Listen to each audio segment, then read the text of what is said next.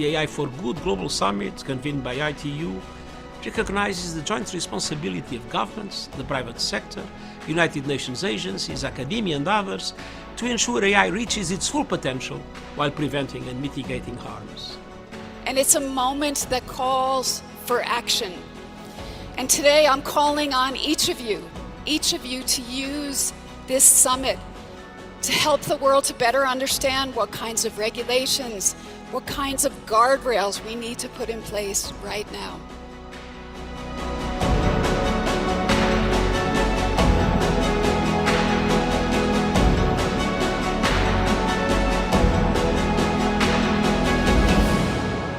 So together, let's make it innovative, let's make it safe, and let's make it responsible for all. Thank you very much.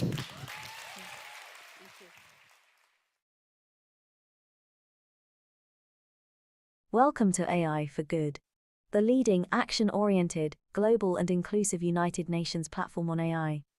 Organized by ITU, in partnership with 40 UN sister organizations, and co-convened with Switzerland. The goal of AI for Good is to identify practical applications of AI to advance the United Nations Sustainable Development Goals and scale those solutions for global impact. In today's session, we're counting on you to use the live video wall feature to ask questions and post comments to help create an engaging discussion. We encourage you to stay until the end to chat, connect, ask questions, and network with our distinguished panelists and world-class AI experts in the neural network. It is now time to kick off the session and welcome our first speaker. The floor is yours.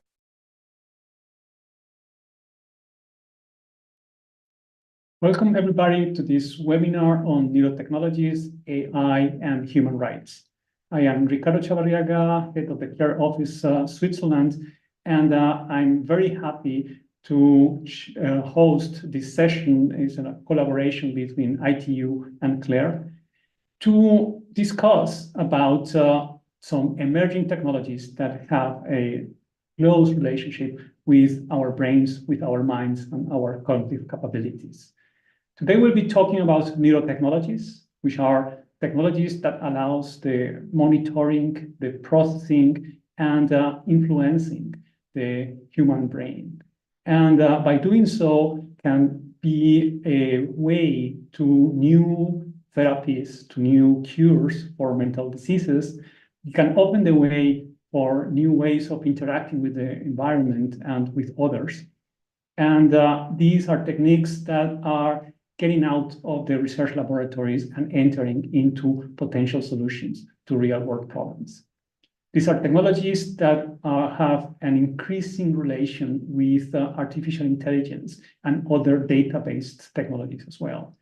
And as the development of these solutions advances, so are the discussions about their impact in societal aspects, in development goals, as well as human rights. And that's exactly the topic that we'll be exploring in the next 90 minutes. And I'm really proud to welcome our three speakers today. Please join us here. I want to welcome Karen Herrera Ferrá from the Asociación Mexicana de Neuroética, Sarah Berger from IBM, and Milena Costas from the Advisory Committee to the UN Human Rights Council.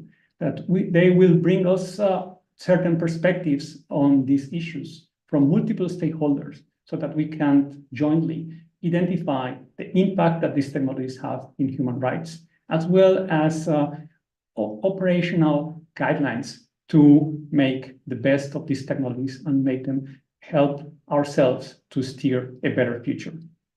And without further ado, I want to give the floor to Karen Herrera to share some perspective on the ethical implications of these technologies. Karen, the floor is yours. Thank you, Ricardo, for the invitation. Thank you so much for letting me be here. It's my pleasure, it's my honor. I'm gonna share my screen with you so I can start. I think I'm there, right? So I'm gonna talk about neurotechnology, artificial intelligence, ethics, and society, and I'm gonna cross some lines in my talk of a very sensitive. So first of all, so we can be all together in this context, I will invite you to be mindful of, first of all, how people around the world understand human traits. How do we perceive human traits, and what do we mean with human traits? There are some characteristics like emotions, consciousness, like I am conscious of myself, how am I conscious of others, and how am I conscious of the world? How do I understand, or do we understand, the self? How people understand what free will is? How people understand how can we develop or create our own identity, personal identity, cultural identity? How do we understand that we are able to feel empathy or be empathic to others? How do we understand that we are moral beings, that we understand right, that we understand values? How do we understand that we can be able to do that? And how do we understand how we make decisions? So as you see, these traits are very humane, are very related to what many of us understand what the mind is, but also are characteristical traits of what we understand of maybe the spiritual part of the human being, or what actually makes us different from other animals. So the way that we understand these human traits will shape some attitudes toward four things that we I think they are very important for this means. So this will shape attitudes toward, for example, how do we understand neurotechnology? How do we accept, or how do we perceive the development of neurotechnology? The use of this neurotechnology to read not only, or evaluate not only our brain, but our minds. And more importantly, how this neurotechnology can modulate or manipulate these human traits that we just talked about.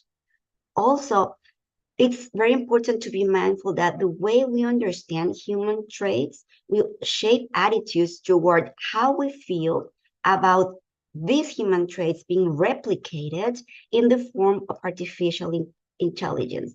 And not only replicated, but being better. For instance, we know that artificial intelligence may be faster in diagnosing some cancer. It's better with us than us playing, for example, chess.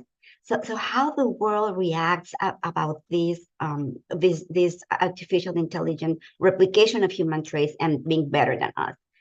Also, the way that we understand these human traits will shape attitudes towards how we perceive this is beneficial for society and for the world.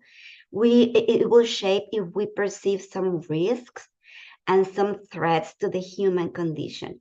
And this is very, very important because all the legal or all the laws or all the regulations that are developed are in response of what society perceives as dangerous.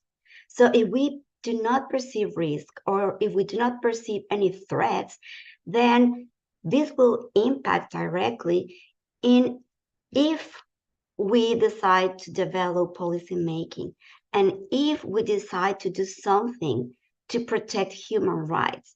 So it is very important to try to understand how the society globally understands this. Now, I want to share with you some numbers. We need to be also mindful that the countries that are mainly developing advanced neurotechnology or sophisticated artificial intelligence represent 32% of the global population. That's 1/3 of the global population. That means that this neurotechnology and this artificial intelligence that is being developed, it's according to how this percentage of the population understands human traits, understands neurotechnology, understands the replication of these human traits. That means that we are not contemplating properly 68% of the global population. We are not contemplating how this or a huge amount of population understands human traits, understands the biological basis of emotions, understands how neurotechnology can manipulate these human traits, how can they are replicated. So here we will cross a very sensitive line. Diversity, equity, and inclusion. There's a lot of understanding and perceptions on our technology, artificial intelligence, human traits that we do not know. This means that we will cross another line, which is diversity, equity, and inclusion, which is always so close to human rights and to violation of human rights. And regarding neurotechnology and artificial intelligence, this is very important because we are using these tools. So the countries that are developing this, or mainly developing the tools, are developers, but the other percentage of the population, which we just saw, is huge. We are consumers. We are actually using neurotechnology and AI in fields such as medicine, law, education, and society. And we are crossing or borders from these neurotechnologies and AI without properly understanding the emergent threats or problems that will arise, like cultural diversity. So remember this, for example, this AI, the algorithms are developed according to needs, perceptions, understandings of the developers. And that means that could cross, or that could be a problem or a threat for cultural diversity, cultural identity. Also, more human rights, fundamental freedoms. So in sum, this does have an actual effect in humanity. The question is if this effect is positive or is negative, and if we are actually prepared to this huge effect in humanity. In this sense, we understand and we know that there is not proper ethical guidance or legal guidance that can be applicable globally. So there are countries that are working on it, countries that already have developed these guidelines, but there are the other part of the countries, the ones that are consuming, be ready to get this. So we are widening the gap, not only on our technology or artificial intelligence, but we're widening the gap on ethical guidelines and legal regulation. Also, we need to be mindful that in these underrepresented countries, there are also we're also living maybe behind vulnerable populations or vulnerable communities, such as children and mental health patients.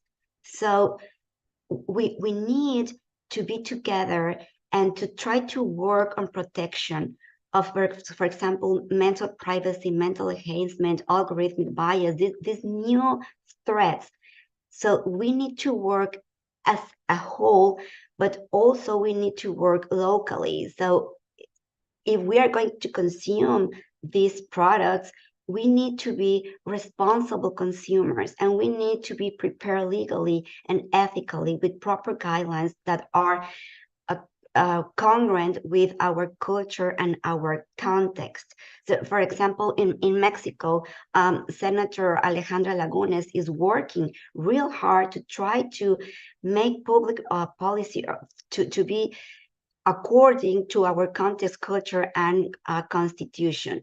So it is not only about being mindful of other values, tradition, history, superstition, beliefs, cultural diversity, but we need to ask ourselves, is if neurotechnology and artificial intelligence is safe, not only cross-culturally, but just to move it from other nations, is it safe? Is it valid? Is it valuable? Is it pertinent? Because it's not only about culture, it's about systems. Every country has a lot of, or an individual or specific ethical system, economic system, health system, educational system, political system. So it's not only about moving and just, translating it to it. It's to be adaptable, to not harm the system. So when we talk about neurotechnology, we talk about artificial intelligence. Every technology that we have been developed as humanity is intended to improve. But we need to ask if improvement is more always better? Is better always good? And if is good always right for a specific context and culture and society?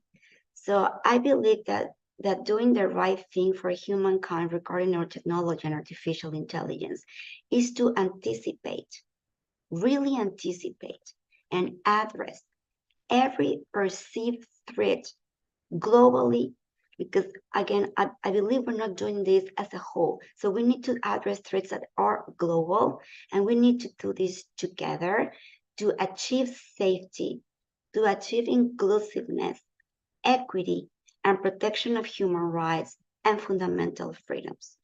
Thank you so much. Thank you, Ricardo. Thank you very much, Karen. It was very insightful. I take some elements from what you mentioned that we can take over later during the discussion, including how human traits shape attitudes towards technology, and how these attitudes also define how do we develop the technology and the impacts that they may have. And I think that we have certain relationships that are complex, that need to be identified and addressed, and the aspect of addressing global issues while being context aware is one of the elements that I think we can go further later in the panel section. Thank you very much, Karen. And so we have had the first overview of these impacts, and now let's move on towards the innovation sector. So how the outcome of research is being translated into solutions that are deployed in multiple areas, and how the innovation sector also address the impact of these new technologies. So I want to welcome Sarah Berger from IBM to share her perspective on this topic. Thank you. Awesome. Thank you for the introduction, Ricardo. And hi, everybody. It's a pleasure to be here. And I'm going to try to share my screen and let me know if this works. Can everyone see this okay? I'm assuming if it's a no. All right, awesome.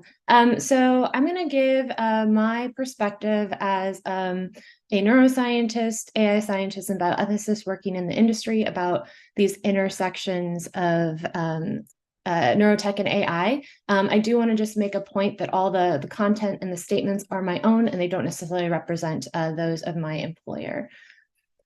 So before we start, I think it's important to kind of just define what we mean by neurotech and AI, or artificial intelligence. So how I'm defining neurotechnology here is any technology that collects, interprets, and or modifies signals from the nervous system. I'm intentionally broad with this nervous system because a lot of people focus on the brain, and this technology is making use of signals from the brain, the spinal cord, and the peripheral nervous system. In terms of artificial intelligence, I want to be really careful here because this is a really broad, non-specific term. It represents a lot of different research subfields, a lot of different work, different lines of work, but In general, they're all either contributing to or working towards creating a computational system or machine system that is one day capable of simulating human-level intelligence and human thought processes or cognitive processes. So this might be things like problem solving, learning, making decisions, talking, and so on and so forth. I know the OECD also further specifies AI based on intentions, inputs, outputs, inferences, and these types of things as well. So you can go more and more specific with this. In terms of how artificial intelligence and neurotech are related, I like to think of it in terms of both indirect and direct relationships, although I should say that these are interrelated. It's not so dichotomous, but just for simplicity, I'm trying to break it down like this. So for indirect relationships, what I mean by this is places where AI and neurotech are either inspired by each other or they influence each other somehow. So for example, much of artificial intelligence is what we call neuro-inspired or neuromorphic. That means that many of the hardware, the systems that are being created are trying to replicate either the functional architecture of the human brain or how neurons and synapses work. So you might hear things like, deep learning or neural nets or like the North Pole brain chip. And this is what we're talking about. So you have this direct kind of, I think Karen called it like a replication of neuro to the best sense that you can do that in hardware or software. But then also you have this way that the actual field itself influences neuroscience. So as artificial intelligence becomes more ubiquitous, you start to realize that there's more things that become automatic. It's very, very, very data hungry. Things are moving faster. And so this influences all of science to a certain extent, any science that uses artificial intelligence. But even in neuroscience, you're starting to see more and more that sample sizes must be bigger for grants or for papers. You're starting to see more people talk about, at least in the US, talk about how do you share data? How do you have bigger data banks so people can leverage these things? And I think that's all kind of being influenced by this growing use of artificial intelligence. And then in terms of direct relationships, here I'm actually referring to either the physical or digital connections of neurotechnology and artificial intelligence, or the ways in which artificial intelligence is used to interpret neurological data. So for example, if we go to the extremes, right, you might have what I'm calling NCIs or neurocomputer interfaces that get connected directly or indirectly to some sort of computer system or software system. You might also have organoids. So these are smaller systems of like neuronal tissue, for example, and there are scientists studying how to actually connect this to a chip. But you also have what's more common, right, is that you have all of this data, it's really complex, and you want to use artificial intelligence to make discoveries about the nervous system, to help you understand something, to combine data better, to process things better, and so on and so forth. So it's very rare for neurotechnology to not use some sort of form of artificial intelligence or machine learning. And I think we're only going to see this grow as it continues. So Ricardo mentioned this a little bit, and so did Karen, but what are some just potentially exciting or beneficial outcomes at this intersection of AI and neurotech? And I'm only going to name a few here just for time, but there's this potential to, when you combine the two, create either new diagnostics, new therapeutics. So in my background, I used to research pain, so there's a lot of work being done at that intersection, Parkinson's, epilepsy, and so on, spinal cord impairments and damage, and so on. There's also this chance to better understand human experience and also to create new forms of human experience through the intersection of the two. And there's also a way to start learning how to integrate and make more efficient technologies. I mean, all of these things get connected on the cloud. There's massive databases. Is there a way that by using the two of these together, you can actually make some of this more intuitive or more efficient or faster and so on? And as Karen was also hinting, this intersection, well, actually the two of them alone, but also this intersection is really a multi-sector global market. And there's a ton here. I know it's really small. I'm sure I'm also forgetting this. It's not exhaustive, but I mean, neurotechnologies and artificial intelligence are being used in marketing, therapeutics, wellness spaces, government and law, education, workforce, and so on, right? So there's really a lot of thought going into creating these things in different spaces. And we can talk more about that in the Q&A later if you want. So what are some ethical, legal, and societal risks at the intersection of neurotech and AI?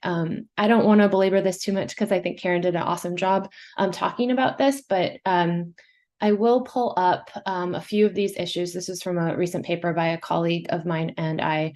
And, we talk about places where we see ethical issues of AI intersecting with potential ethical issues of neurotechnology and whether these are the same, expanded, and so on. And I mean, some of these are very obvious, data issues are applicable for both. Accuracy is really, really applicable, particularly when we think about safety, as Karen was talking about.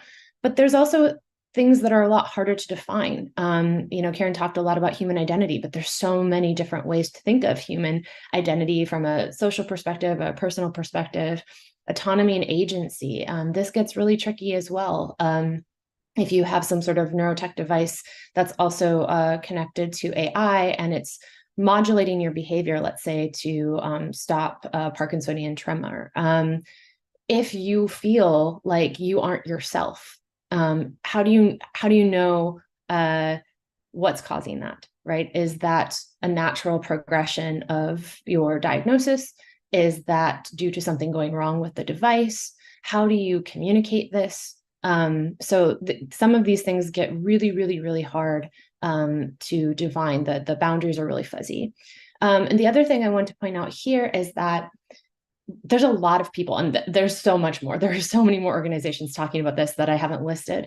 But there's a lot of overlap here between these discussions, the discussions around new human rights or neuro rights, the new EU AI Act, and even the US AI Bill of Rights.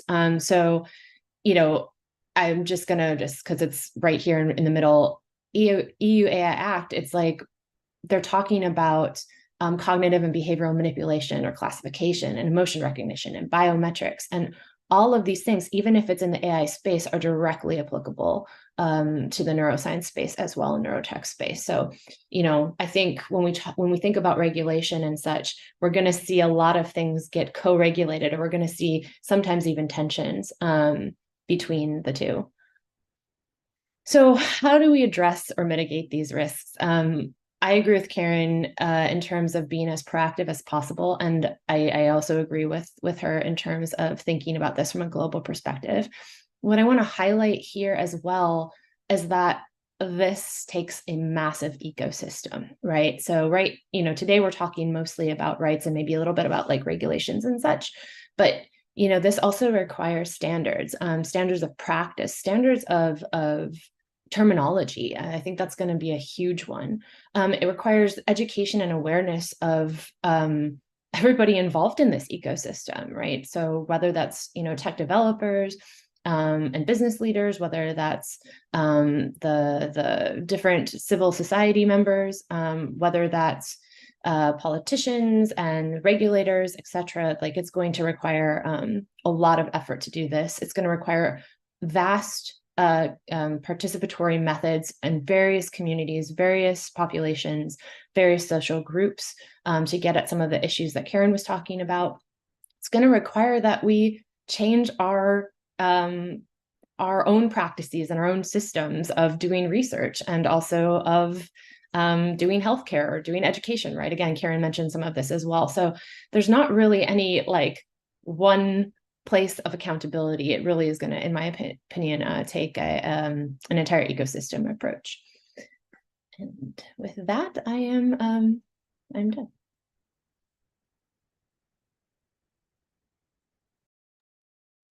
Thank you very much, Sarah, for this overview of perspective from the innovation sector. And you touched on several key points that I think are worth highlighting. The first one is the one on definitions. We just saw in the discussions of the AI Act a lot of back and forth on how to define AI. And we are still haven't reached a wide consensus on how to define it. And we can foresee similar discussions on neurotechnologies, as neurotechnologies in itself is more an umbrella term for a multiplicity of systems, of technologies themselves, and applications. So a certain discussion needs to be taken on identifying what can be applied globally to different of these instantiations of neurotechnologies, and what are more specific depending on whether they are for medical purposes, for consumer purposes, or for others.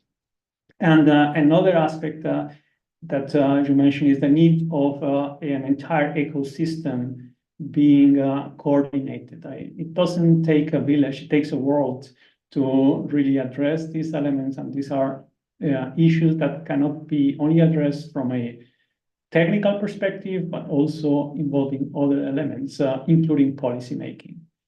And in this aspect of policymaking, I would then give the floor to Milena Costas, and is a rapporteur for the Advisory Committee of the UN Human Rights Council, to give us a perspective on the impact of neurotechnologies on human rights. Milena, the floor is yours. Thank you very much, Ricardo, and apologies that I don't have any slides or presentation, so you are condemned to look at me.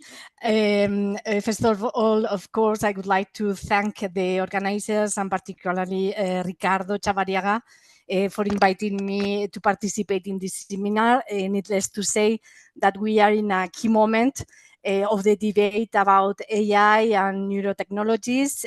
We are, I think, in a turning point at the policy level, so public discussion and also brainstorming like this is essential and can contribute, I think, to shaping the framework under which these technologies can be developed for good, as the title of this seminar says.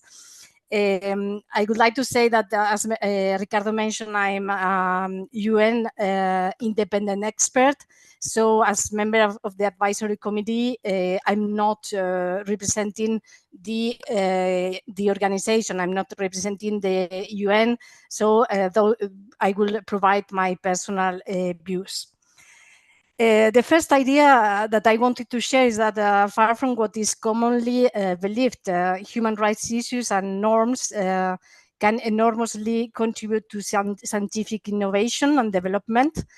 They are often presented as a break for innovation and development, but instead I think they provide the ground basis for an ethical and normative perspective.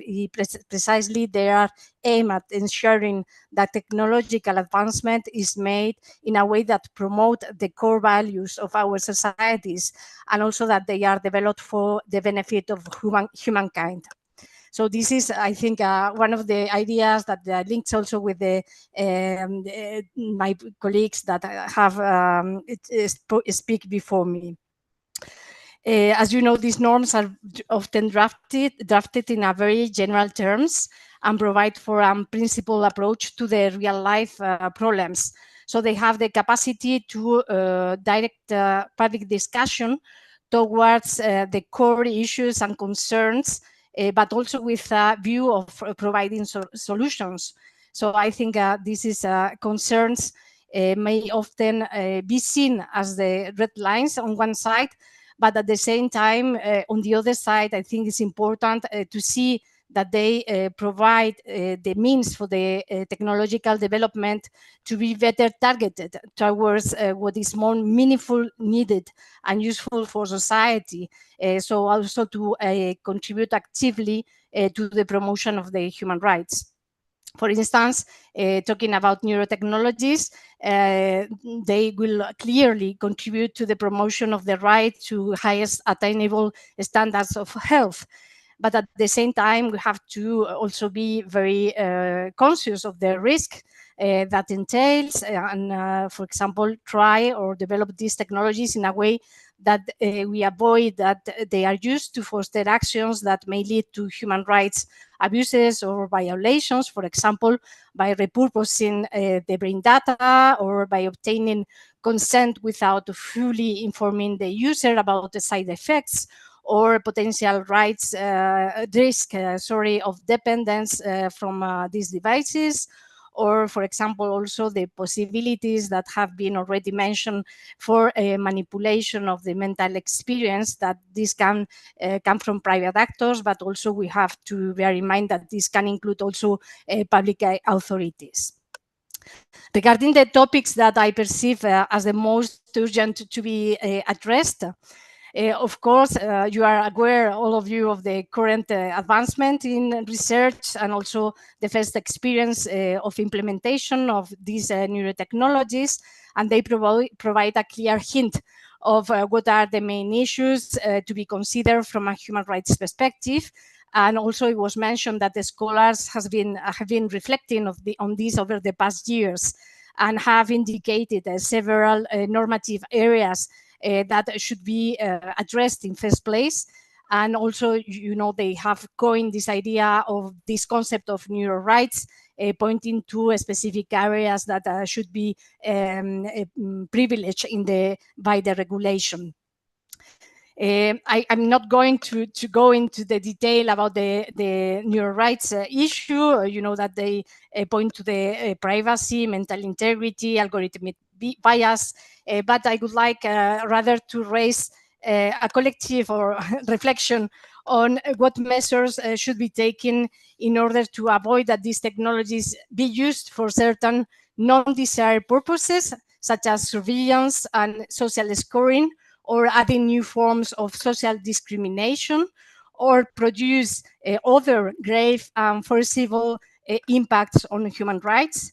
How can we ensure that they are not going to contribute to the objectification and instrumentalization of individuals, neglecting their autonomy?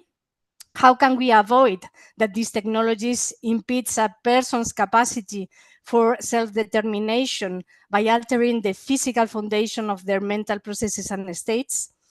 So these are questions that I think are legitimate to formulate, not from the point of view of a human rights lawyer, but more as a citizen and a person that is seeing the pace of these developments. I will address now what are the current initiatives at the UN level. And of course, I don't have to repeat other international very important initiatives. It was mentioned already, the OECD recommendations on responsible innovation. In align with this promotion of responsible innovation, also at the UN level, there is a BTEC project, which is being developed by the Office of the High Commissioner of Human Rights, and it was launched also in 2019. And this project aims at supporting tech companies in the implementation of the framework of on human business and human rights that you are certainly aware of, the so-called Ruggie principles. And this B project is also promoting or presenting a kind of a smart mix of measures which are seen as a solution, a multiple approach solution, as it was mentioned also before by, I think it was Karen, multiple side solution to the potential human rights impacts. And this project also makes or is introducing a reflection on how to explore the human rights risks that may be linked directly to the business models of tech companies.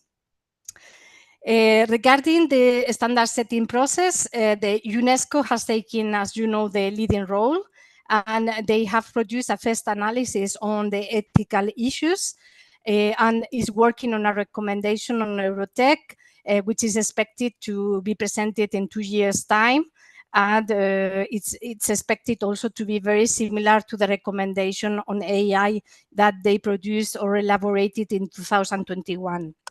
Regarding the advisory committee, we, as Ricardo mentioned, we are elaborating this report that was requested by the Human Rights Council on the impact, opportunities and challenges on neurotechnologies with regard the promotion and protection of human rights.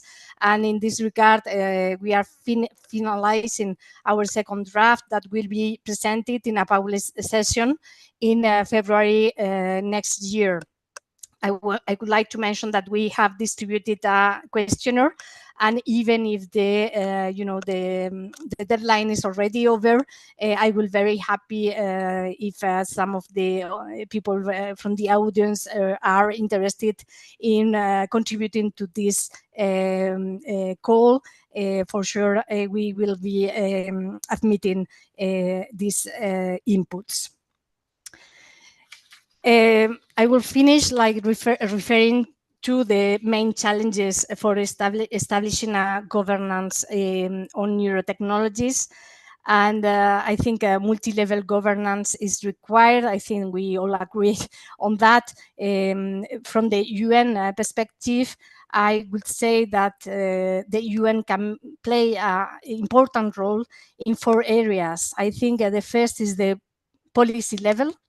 As you know, the current General Secretariat and also the High Commissioner on Human Rights are very active in recalling the need for a rights and human-based or center approach in developing these new technologies. The UN, of course, can facilitate the conclusion of agreements which include minimum core principles, which might be universally accepted.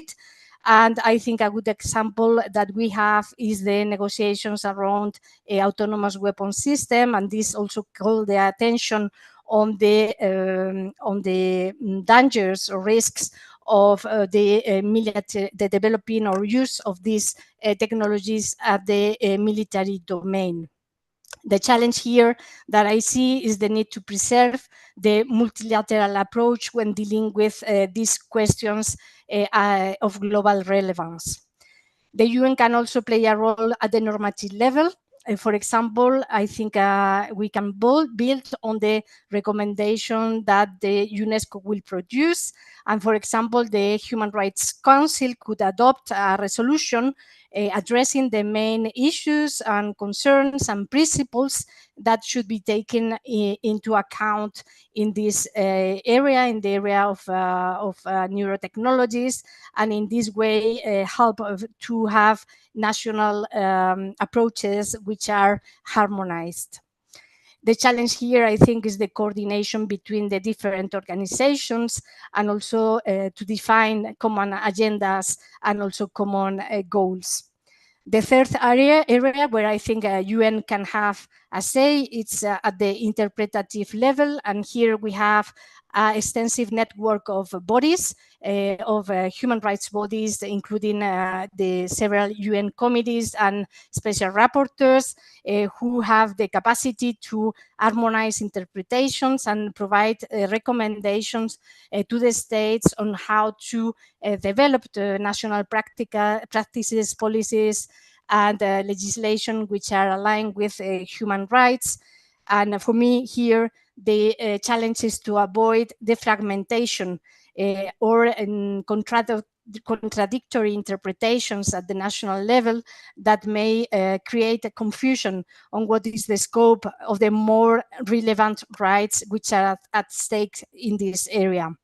And to conclude, I would like to highlight that the UN facilitates public engagement and participation, and the organization has developed instruments that allow public and transparent discussion and also promotes an integral, the integration, of different cultural and legal views on this matter. I think these are fundamental elements to ensure that there is public oversight and also democratic control of the policy making. And this is, you all agree with me that this is an area where informed opinion and public awareness is of critical importance. Final critical or challenge that I would like to highlight is how to ensure that under the current circumstances, this topic will be tackled or addressed in the correct terms. I think this topic requires proper attention, but also a cautious action. And we are living a historical moment where there are multiple pressing issues. And so my final reflection is that our efforts to move on this topic, we cannot lose the sight from the bigger picture, where the political and national interest of states seem to prevail over the respect of human dignity and considerations of humanity. And that's all. Thank you very much again, and thank you, Ricardo. Yeah, thank you very much, Milena, for these views on the policy making and role of international organizations in developing governance for neurotechnologies. I can take from your interventions certain elements.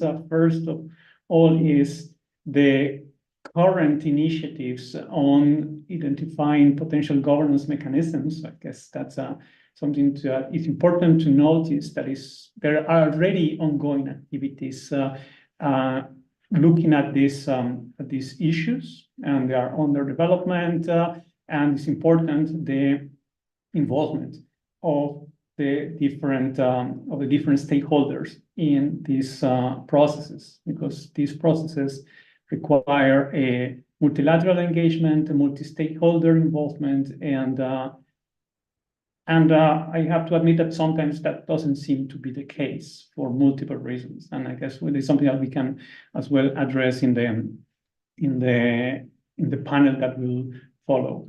And I think this is a good time to then open the floor for the panel discussion. So I invite all the speakers to join us, and also to remind our attendants that you can put your questions in the neural network platform.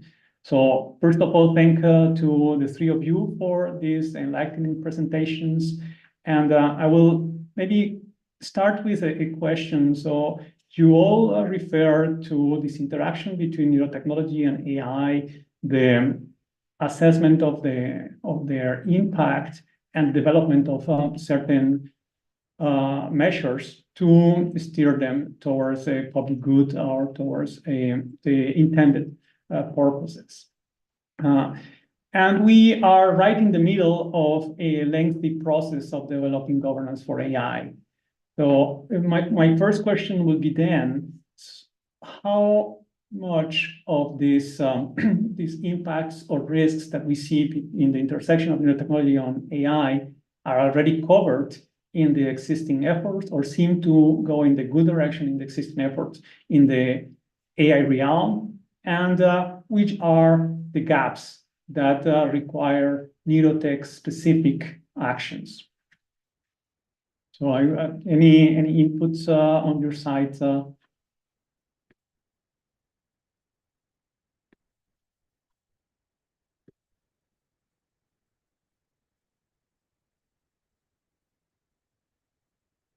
what would be neurotech specific? Okay, let me just jump quickly.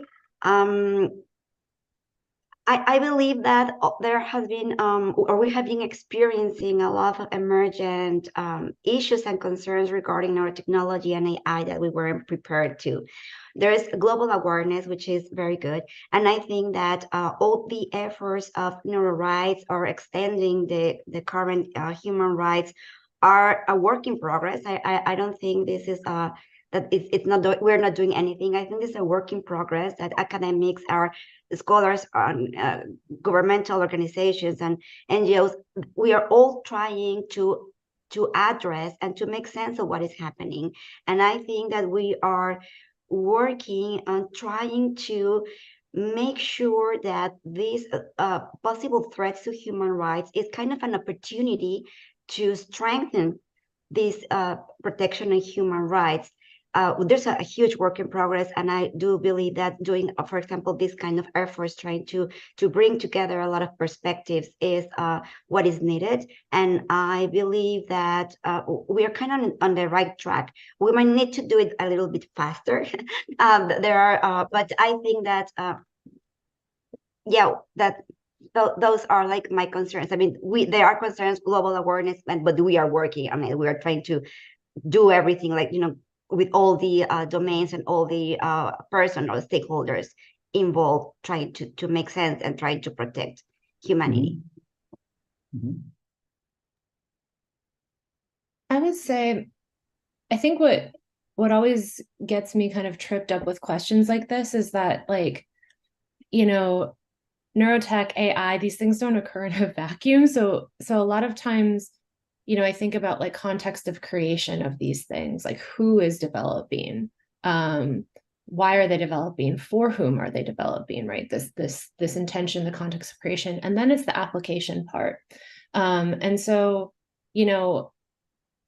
when we regulate, or when we're thinking about gaps, it's like, I think oftentimes I find people focusing on like a model, like they're trying to regulate a model, or they try to regulate a specific device, but they're not necessarily paying attention to the context on either end. And so that's kind of why I was pausing there about gaps. And I think the other thing I'll comment on here, and I know it's not really answering your question, Ricardo, but I think a lot of these things, these issues might not be as new as we think they are, but they're expanded or they're shape-shifting, right? So, profiling and manipulation, I'll hear people talk about, well, if people have access to our, neurological data, like somehow that becomes much more fundamental, right? Some people might argue that it becomes essentialistic, but others might argue. So they say it's new, right? They say like, oh, well, now we have access and now we can do this faster, and so we're going to be able to access our thoughts.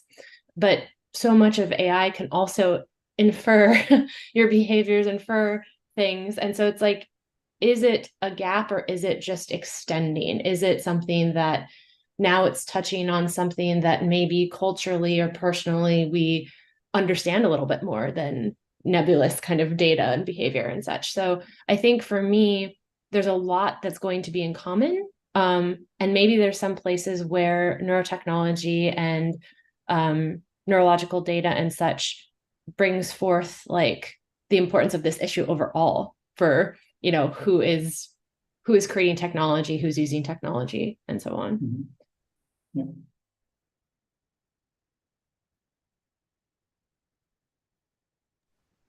Yes, Ricardo, from my perspective, I agree. I mean, I think that through with neurotechnologies, the concerns or the trends will be amplified. So it's very important that we address, first of all, those concerns when dealing with the governance and regulation of AI. For example, from a human rights perspective, we have several reports from special rapporteurs. For example, I was reading before this seminar on people for the protection of the rights of people with persons with disability, and so, for example, algorithmic bias, etc. So I think these concerns need to be addressed from the very beginning in order to be able to create the framework which is adequate for the introduction or the implementation of neurotechnologies. Yes, I think these are all very, very important points.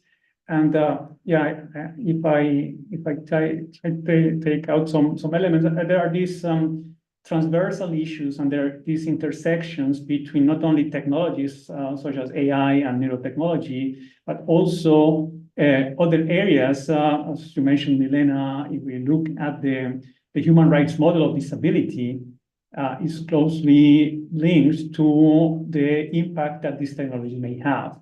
And this brings further importance to the need of the stakeholder involvement and to address the asymmetry that Karen was mentioning between the developers and the potential users and consumers. And these are several elements that still require to be addressed, that in my opinion, affect both AI and neurotechnology, but have different implications depending on the context. And here we have this issue on how to address a global concern while being context aware. But it's something that is not entirely clear how to do it and what are the key elements to address. Which brings me to one of the questions that I have from the audience, because we are discussing about these complex issues, but at the same time, there is not a uniform terminology and definitions. We talk about some of these ethical values that may have different interpretations. But even at the level of the technology development, we see a lack of unified terminology.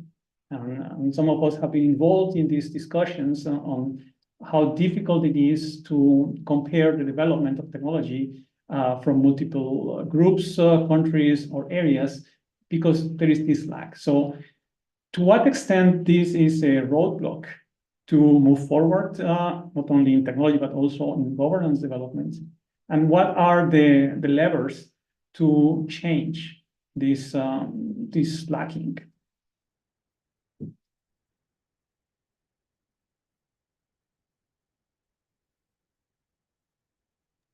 So just to make sure I understand, so you're talking about the concepts, how should we develop? Okay, well, the thing is that because neurotechnology and AI are not only scientific, we're not talking about scientific tools, but we're talking about either evaluating or manipulating or replicating philosophical concepts. So that makes it super hard. I mean, it's super hard to conceive a concept that entails the scientific explanation and the philosophical implications. And also because, as I said, some of these replications or some of these evaluations as emotions, cognitions, and so on, for some cultures, there have like a very spiritual and sacredness that underlie that happens in the Mexican culture, for example. So, trying to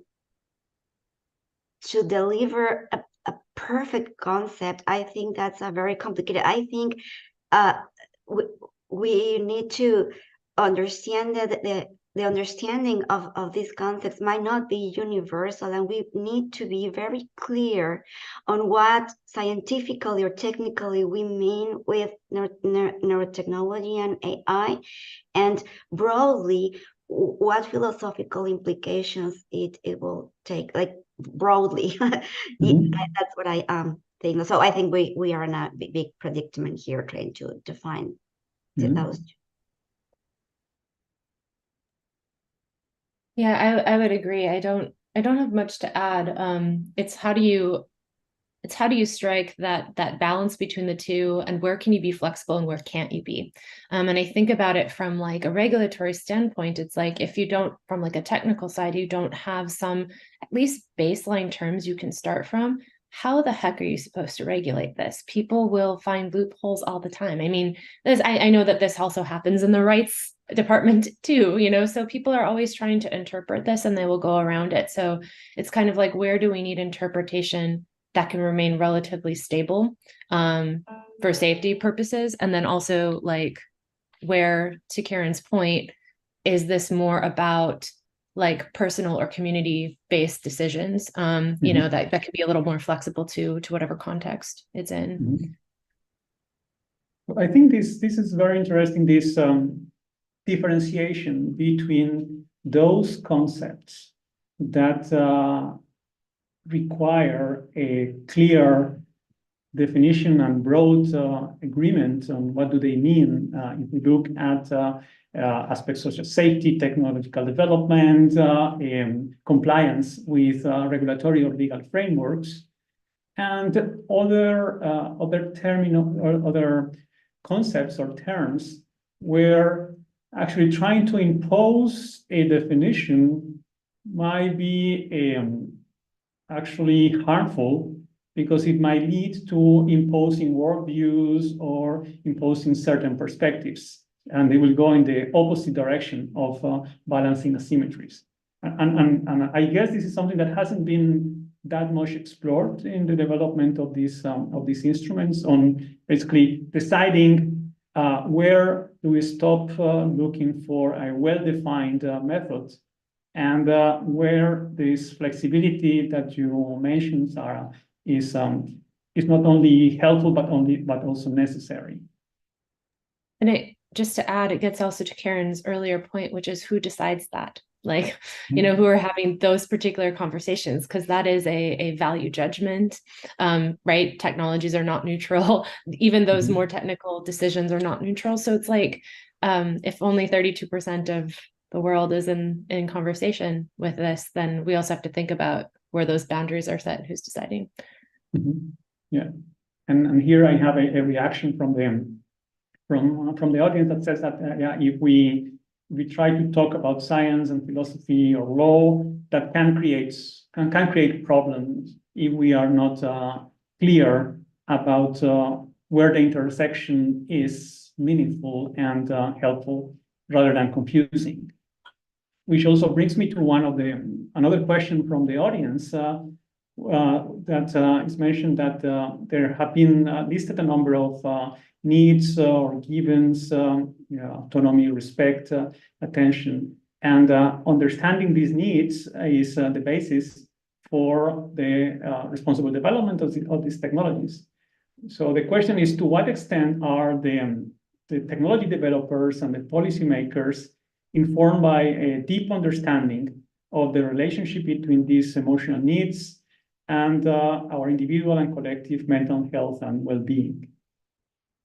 So how equipped we are to address these issues, to understand these issues on the technological development and the policy making? Well, I absolutely will say that we need to involve society. I mean, sometimes we tend to assume that only a few should take or make decisions or have this dialogue. So I believe the inclusion of society is fundamental to continue and to do this. Now, in my experience, it's not only about understanding needs, but it's also about understanding the priority of these needs. So in populations or in contexts where they are struggling to get clean water, shelter, food, like, the basic needs, even though they understand that mental health is important, they cannot I'm not sure if I'm going to say this correctly, because hierarchize, I don't know if that's the right word or how to pronounce it, to hierarchize those needs. Okay, so we have a lot of needs, but sometimes we need to feed our children first, then having a mental health consultation. So it's not only about needs, it's also about the emergency of other needs and how they are satisfied. For example, in countries that are not like in the global north, allocation of resources is not like they don't care about health, but they need to give more resources, maybe to, again, clean water or violence or something that is vital to survive. So we need to classify a little bit, maybe the needs, the ones that are for surviving, the ones that are for thriving and the ones that are for outstanding.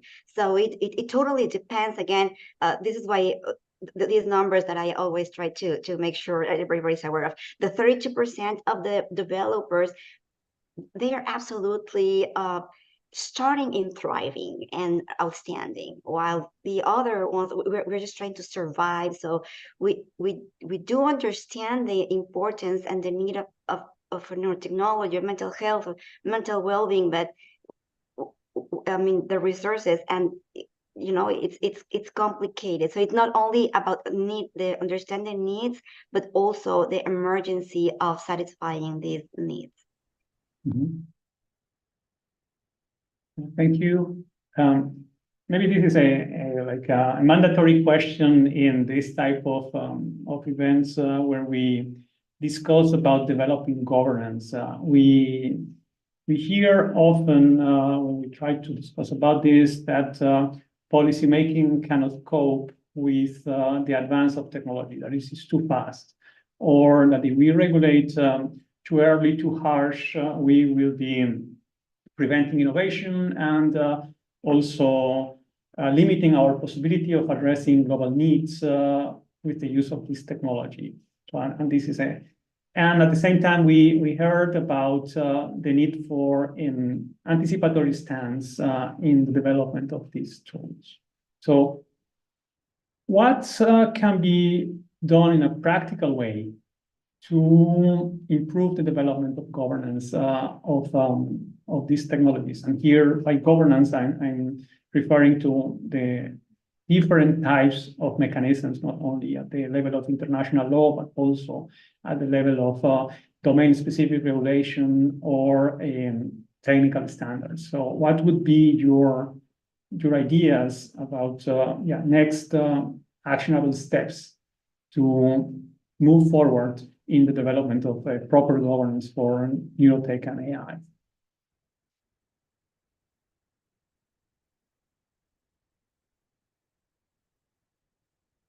And I understand that it's not an easy question.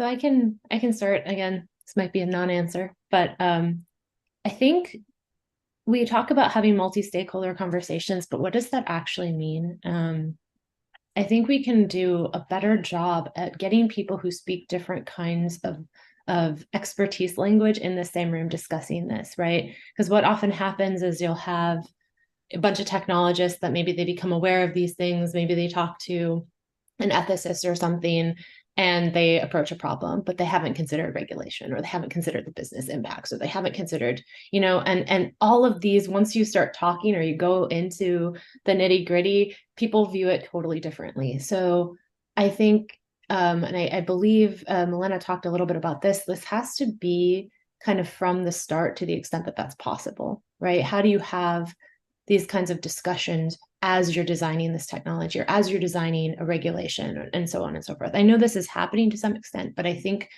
we can do a better job of that.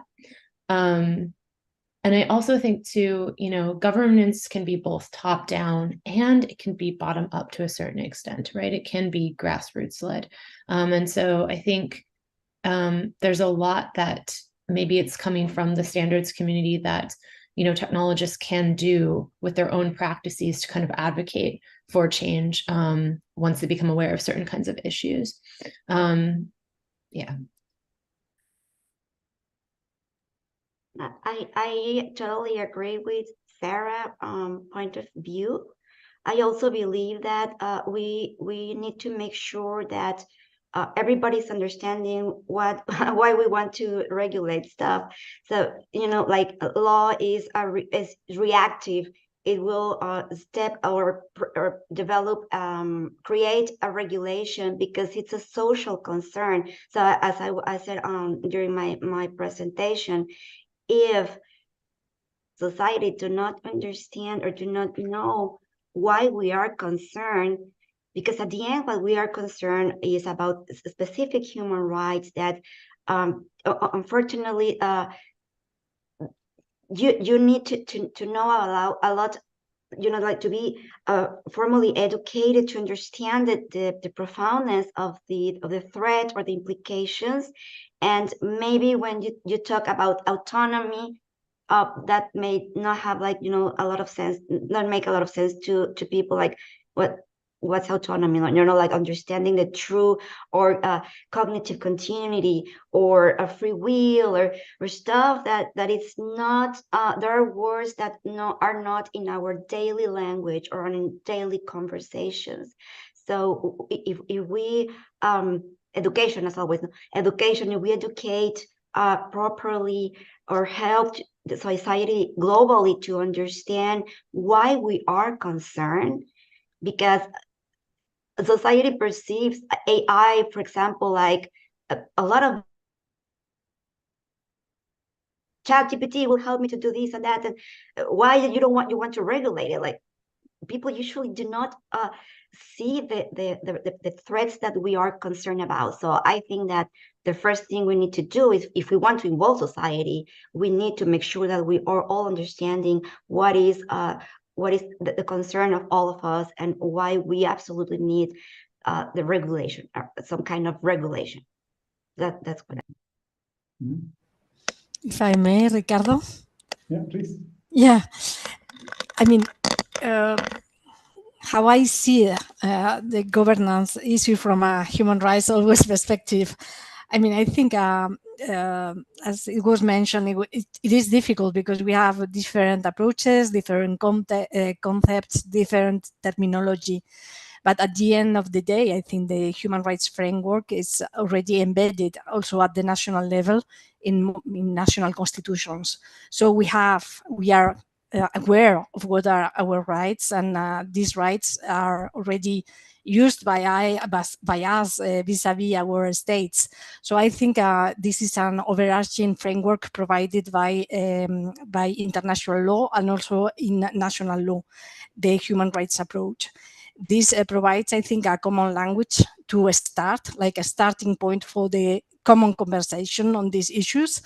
And at the same time, as it was mentioned, also, I think this is not only a question of a high policy human rights. I mean, I think also this is something that has to be, question of education also at the level of companies or developers, or also those that are at the very beginning designing these technologies.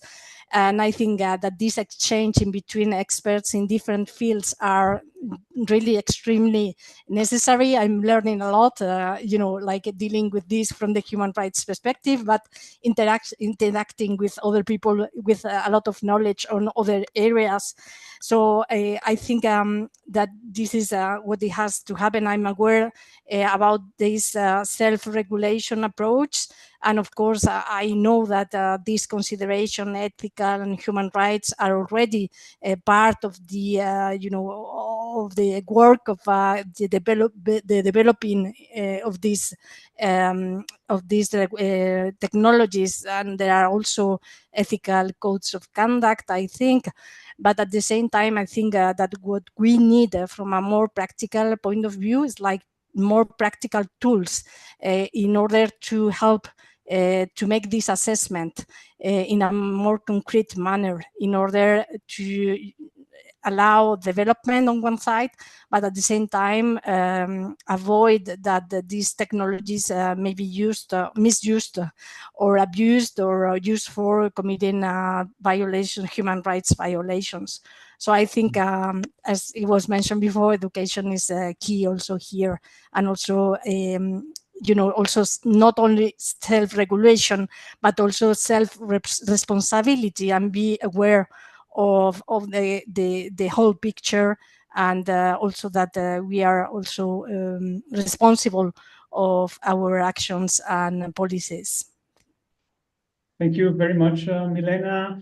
As we approach the end of the panel, so that we have some time for interacting in the neural network space, I would like to thank you all for sharing your perspective in this complex issue that implies different aspects. We have talked about multi-stakeholder engagement, the need for education, and I would add going beyond raising awareness towards improving literacy from the different sectors, and the need to approach these complex elements always in a context-dependent way to achieve a global agreement on how to develop them. And before we move to the neural networks, I will like to thank again and give just the opportunity to each one of you also to remind us that these technologies can have also a positive impact in society. And I would like to hear from each of you what you think are key positive impacts that these technologies can bring. Well, at least neurotechnology, for example, for what it was intended at the beginning, which is improvement on mental health. And I believe it's absolutely required. It's an urgency to have new tools to improve mental health and mental well-being. And as also AI, which absolutely will help on educational issue, which I think is the most important or productive maybe for humanity to be educated and having AI. So I'm gonna stay short with that because I think Thank you. yes, okay, no, thank you, Ricardo. Karen? With the caveat that again, this is much bigger than any one device or like machine system, but you know, I am really excited about the intersection of AI and neurotech within health. I think the things that I'm seeing with epilepsy and Parkinson's and the spinal cord injuries and these types of, I mean, it's amazing. Having people be able to communicate again or move again after a while, I just find it amazing. So I'm very excited about it. Thanks, Sarah. Milena? Yes, I mean, for me, yes, what is exciting about neurotechnologies is also that the right to science that we forgot about, which is protected also under the human rights framework. And I think it's very exciting now, the knowledge that will provide on the functioning of the brain, and that has multiple applications. So I think that is already a great achievement. And at the same time, yes, as it was mentioned, the right to health and obviously well-being of mental stability of people. I think it's also important to highlight. And finally, more, pragmatic and operational point of view would be that since these technologies are touching upon what is the essence of the human being, and all the main elements of our humanity, our behavior, I think this reflection may provide also the basis for developing the protective human rights framework or regulations also at the national level. So I think it's very stimulating discussion on what is a human being and humanity, and this may provide for boosting the development of the framework at all levels. Thanks, Milena. Thank you all for your insightful presentations today. Looking forward to continue this discussion, and we will see you all at the Neural Network platform. And thanks for joining this AI for Good webinar today. Thank you very much. Bye-bye. See you soon. Thank you. Bye. Goodbye. Thank you. Thank you. Bye-bye.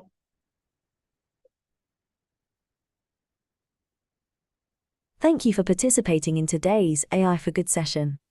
We hope you've learned something new, innovative, and engaging in today's event. We now encourage you to continue the conversation on the live video wall in the neural network. Here you can ask questions, like and comment, share links, complete the poll, connect with interesting profiles, or speak one-on-one using the chat and video function. We invite you to explore the lobby, try the smart matching quiz, visit the virtual exhibits, poster boards, the eShop, and build your personalized AI for Good program. Let's shape the future of AI for Good.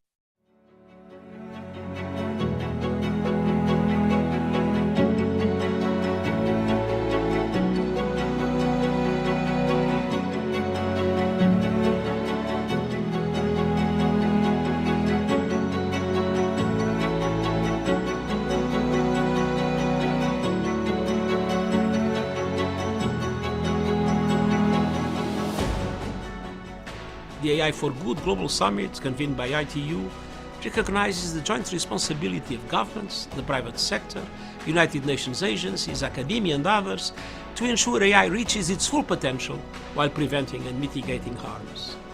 And it's a moment that calls for action.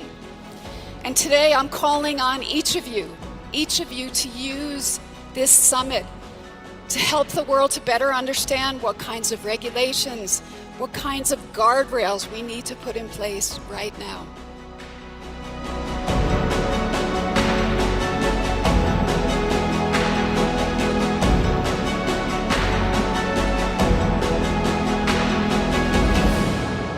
So together, let's make it innovative, let's make it safe, and let's make it responsible for all.